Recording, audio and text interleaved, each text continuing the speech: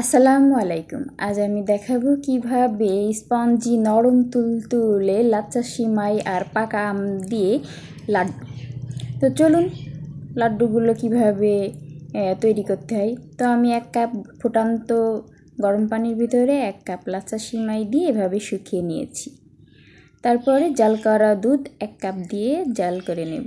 এই যে এবার কিশমিশ আর কাঠবাদামের স্লাইস কিছু অ্যাড করব, তার সাথে পাকা আমের পিউরি।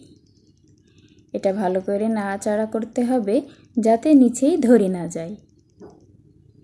এভাবে অনবরতই নাড়তে থাকতে হবে যতক্ষণ আমটা ভালোভাবে মিক্সড না হয়।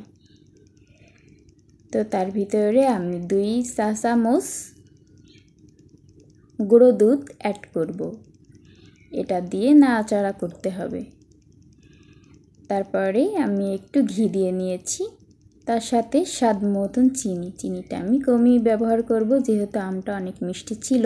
আর স্বাদ অনুযায়ী যখন দেখবেন যে আমার লাড্ডুর যে ডোটা কড়া থেকে ছড়ে আসছে তখন ভাববেন যে এটা হয়ে গেছে। আমি লম্বা শেপ দিয়ে নিয়েছি, কিছু গোল শেপ দিয়ে নিয়েছি, সাথে নারকেল কোড়া আর একটু লাচ্চা সিমাই দিয়ে উপরে ডেকোরেশন আর একটু টুটি ফুটি দিয়েছি। আপনারা চাইলে সাদা তিল ইউজ করতে পারেন, দেন চেরি ফল দিতে পারেন। আমি একটু ডেকোরেশনের জন্য একটু সুন্দর লাগার জন্য দিয়েছি, আপনারা চাইলে এটা স্কিপ করতে পারেন। তো যাই হোক, আমার সোনামণি এটা খুব পছন্দ। এটা খেতে মাশাআল্লাহ অনেক সুস্বাদু, অনেক কি বলবো, বলে আর বোঝাতে পারছি না। আসলে অনেক দারুণ মজা লাগছিল আর আমরা সবাই খুব ইয়ামিভাবে খেয়েছি।